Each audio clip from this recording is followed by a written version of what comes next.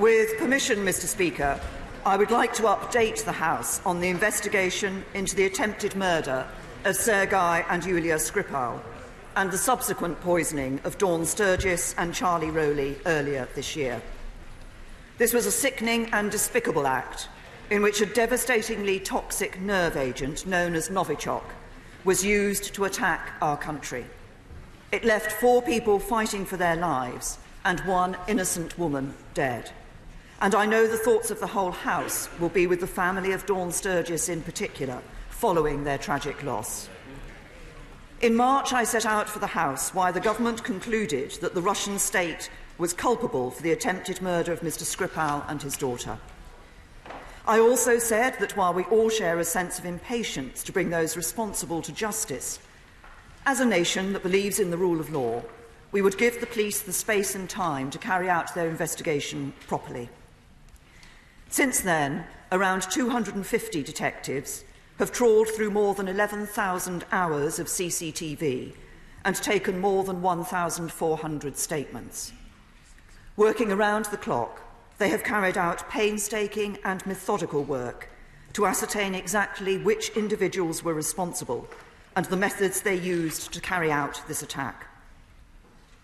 Mr. Speaker, this forensic investigation has now produced sufficient evidence for the Independent Director of Public Prosecutions to bring charges against 2 Russian nationals for the conspiracy to murder Sergei Skripal, the attempted murder of Sergei and Yulia Skripal and Detective Sergeant Nick Bailey, the use and possession of novichok, and causing grievous bodily harm with intent to Yulia Skripal and Nick Bailey.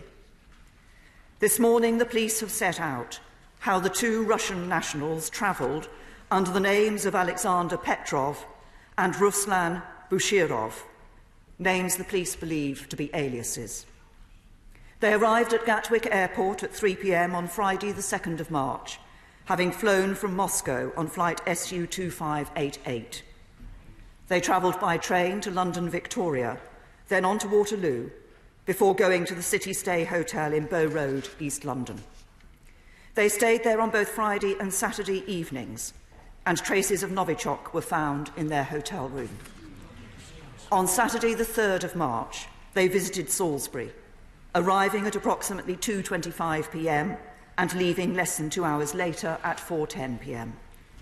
The police are confident this was for reconnaissance of the Salisbury area. On Sunday, the 4th of March, they made the same journey, travelling by underground from Bow to Waterloo Station at approximately 8:05 a.m, before continuing by train to Salisbury. The police have today released CCTV footage of the 2 men, which clearly places them in the immediate vicinity of the Skripal's house at 11:58 a.m, which the police say was moments before the attack. They left Salisbury and returned to Waterloo, arriving at approximately 4:45 p.m, and boarded the Underground at approximately 6:30 p.m. to Heathrow, from where they returned to Moscow on flight SU 2585, departing at 10:30 p.m. Mr. Speaker, this hard evidence has enabled the Independent Crown Prosecution Service to conclude they have a sufficient basis on which to bring charges against these 2 men for the attack in Salisbury. The same 2 men are now also the prime suspects in the case of Dawn Sturgis and Charlie Rowley too. There is no other line of inquiry beyond this. And the police today have formally linked the attack on the Skripals and the events in Amesbury, such that it now forms one investigation. There are good reasons for doing so. Our own analysis, together with yesterday's report from the Organisation for the Prohibition of Chemical Weapons, has confirmed that the exact same chemical nerve agent was used in both cases. There is no evidence to suggest that Dawn and Charlie may have been deliberately targeted, but rather were victims of the reckless disposal of this agent. The police have today released further details of the small glass counterfeit perfume bottle and box discovered in Charlie Rowley's house, which was found to contain this nerve agent. And the manner in which the bottle was modified leaves no doubt it was a cover for smuggling the weapon into the country and for the delivery method for the attack against the Skripal's front door. Mr. Speaker, the police investigation into the poisoning of Dawn and Charlie is ongoing, and the police are today appealing for further information. But were these two suspects within our jurisdiction, there would be a clear basis in law for their arrest for murder. Mr. Speaker, we repeatedly asked Russia to account for what happened in Salisbury in March, and they have replied with obfuscation and lies. This is including trying to pass the blame for the attack onto terrorists, onto our international partners, and even onto the future mother-in-law of Yulia Skripal. They even claimed that I myself invented novichok. Their attempts to hide the truth by pushing out a deluge of disinformation simply reinforces their culpability.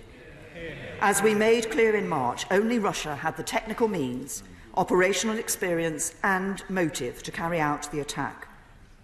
Novichok nerve agents were developed by the Soviet Union in the 1980s under a programme codenamed Foliant. Within the past decade, Russia has produced and stockpiled small quantities of these agents, long after it signed the Chemical Weapons Convention. And during the 2000s, Russia commenced a programme to test means of delivering nerve agents, including by application to door handles. We were right to say in March that the Russian state was responsible. And now we have identified the individuals involved, we can go even further. Mr. Speaker, just as the police investigation has enabled the CPS to bring charges against the two suspects, so the security and intelligence agencies have carried out their own investigations into the organisation behind this attack. Based on this work, I can today tell the House that, based on a body of intelligence, the government has concluded that the two individuals named by the police and CPS are officers from the Russian Military Intelligence Service, also known as the GRU. The GRU is a highly disciplined organisation with a well-established chain of command. So this was not a rogue operation. It was almost certainly also approved outside the GRU at a senior level of the Russian state. Mr. Speaker, the House will appreciate that I cannot go into details about the work of our security and intelligence agencies, but we will be briefing opposition leaders and others on Privy Council terms, and also giving further detail to the Intelligence and Security Committee. Let me turn to our response to this appalling attack and the further knowledge we now have about those responsible. First, with respect to the two individuals, as the Crown Prosecution Service and police announced earlier today, we have obtained a European arrest warrant and will shortly issue an Interpol red notice. Of course, Russia has repeatedly refused to allow its nationals to stand trial overseas, citing a bar on extradition in its constitution.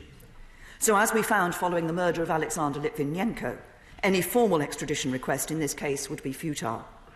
But should either of these individuals ever again travel outside Russia, we will take every possible step to detain them, to extradite them, and to bring them to face justice here in the United Kingdom. Mr. Speaker, this chemical weapons attack on our soil was part of a wider pattern of Russian behaviour that persistently seeks to undermine our security and that of our allies around the world. They fomented conflict in the Donbass, illegally annexed Crimea, repeatedly violated the national airspace of several European countries, and mounted a sustained campaign of cyber espionage and election interference.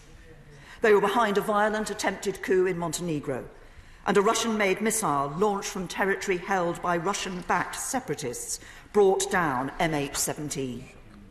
We must step up our collective effort to protect ourselves in response to this threat, and that is exactly what we have done since the attack in March, both domestically and collectively with our allies. We've introduced a new power to detain people at the UK border to determine whether they are engaged in hostile state activity. We've introduced the Magnitsky Amendment to the Sanctions and Money Laundering Act in response to the violation of human rights, and we have radically stepped up our activity against illicit finance entering our country. We also expelled 23 Russian diplomats who had been identified as undeclared Russian intelligence officers, fundamentally degrading Russian intelligence capability in the UK for years to come. And in collective solidarity and in recognition of the shared threat posed to our allies, 28 other countries, as well as NATO, joined us in expelling a total of over 150 Russian intelligence officers, the largest collective expulsion ever. Since then, the EU agreed a comprehensive package to tackle hybrid threats. The G7 agreed a rapid response mechanism to share intelligence on hostile state activity. NATO has substantially strengthened its collective deterrence, including through a new cyber operations centre. And the US has announced additional sanctions against Russia for the Salisbury attack. Mr. Speaker, our allies acted in good faith, and the painstaking work of our police and intelligence agencies over the last 6 months further reinforces that they were right to do so. Together, we will continue to show that those who attempt to undermine the international rules-based system cannot act with impunity. We will continue to press for all of the measures agreed so far to be fully implemented, including the creation of a new EU chemical weapons sanction regime. But we will not stop there. We will also push for new EU sanctions regimes against those responsible for cyber attacks and gross human rights violations, and for new listings under the existing regime against Russia. And we will work with our partners to empower the OPCW to attribute chemical weapons attacks to other states beyond Syria. Most significantly, Mr. Speaker, what we have learnt from today's announcement is the specific nature of the threat from the Russian GRU. We know that the GRU has played a key part in malign Russian activity in recent years. And today we have exposed their role behind the despicable chemical weapons attack on the streets of Salisbury. The actions of the GRU are a threat to all our allies and to all our citizens. And on the basis of what we have learnt in the Salisbury investigation and what we know about this organisation more broadly, we must now step up our collective efforts specifically against the GRU.